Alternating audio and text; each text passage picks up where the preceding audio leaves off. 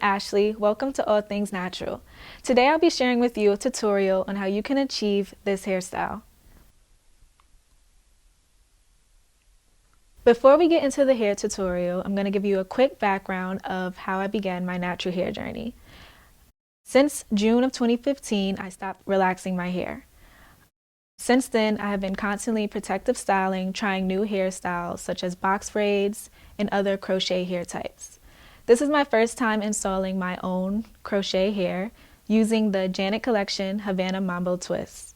I used a total of 5.5 packs. One was in the color 1B and the other was a mixture of auburn and off black. It took me about an hour to do this by myself. All you need is the hair and a crochet hook.